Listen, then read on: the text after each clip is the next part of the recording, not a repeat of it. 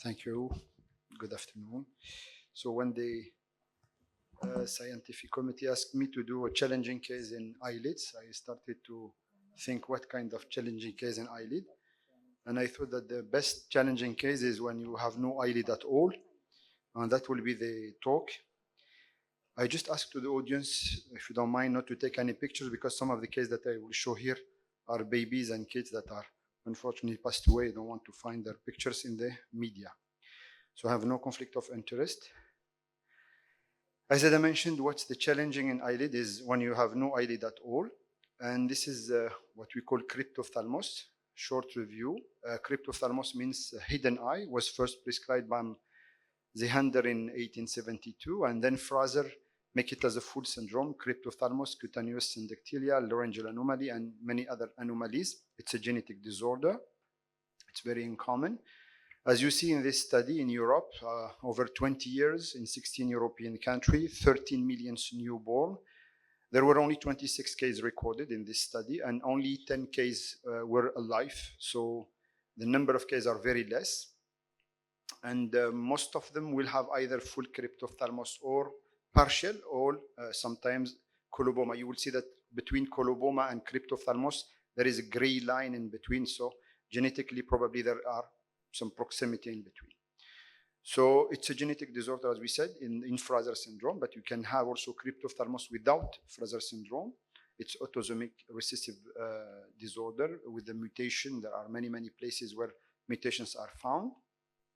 So what's the challenge is, as I mentioned, very less case to train and to review and to see over the time and to have in your hands as an oculoplex surgeon. So you need to collect the case across all your career. And you have to reconstruct and to create the lid. In French, we usually say blepharopoiese, means making a new lid from A to Z. So you need to have two objectives, cosmetic and functional. Cosmetic is very difficult to reach, and functional, when you have somehow an eye functioning, you have to protect this eye. And it needs several surgery all along, all life.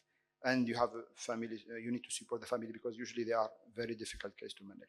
So here is one case. You can see that on the left eye, you have a partial cryptophthalmos. We can see small eye. Might be also, we can consider that it's a coloboma, but in the other side, on the right side is a complete coloboma of the eye, and you can see as well that he has a syndactyly. So this is one of the first case that I'll show you. Here the child was born this way, so it's like partial cryptophthalmos or partially coloboma. So he has a syndactylia here. And this is 1 month after the surgery. I made a small rotating flap on his eyelid and used a special shape conformer. After 3 months, you can see that the child can barely close and open the eye, but this eye is protected by this scleral shield, which is filled by a layer of tears in between. At 6 months, you can notice that the child starts to have some adhesions, so we need to go again for another surgery to release, to use an amniotic membrane or whatever needed there for the patient to have the function. So, till here, we can say that we have different level of anomaly, deformity of the eyelid, and for every situation you have to adjust. But the case here, as I mentioned, they are brothers. You can see that on the left side he has bilateral upper lid coloboma, and the older boy has one side with partial coloboma on the medial side, and they have a third brother that has both. He has partial coloboma on the one eye and full cryptophthalmos in the other side. So the gray line and the genetic mutation in between can give both of these aspects. So the first case I've shown on the left side, the easy part was the left eye that I showed you and giving a good result. I mean, not bad result. And you see that the right side, she has complete cryptophthalmos, and we need to try to reconstruct this eye. So this is the venture. So we try to have, let's say, natural size of the eye. We made before a shaped conformer or scleral shield for the patient.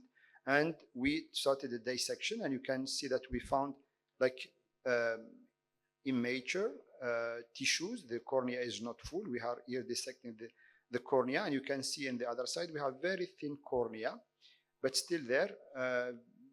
there is no function of the eye. The VEP is positive, but the anterior segment needs fully to be reconstructed. We used an amniotic membrane and also a mucosal flap to try to reconstruct the eyelid of this patient. And it's a long life run of working to get something positive or cosmetically acceptable for this patient. After the surgery, we usually use small conformer and we try to distract the eyelids and the socket as well, and to try to give these small prostheses and equipment for the patient to have almost normal looking and normal life. Thank you for your attention.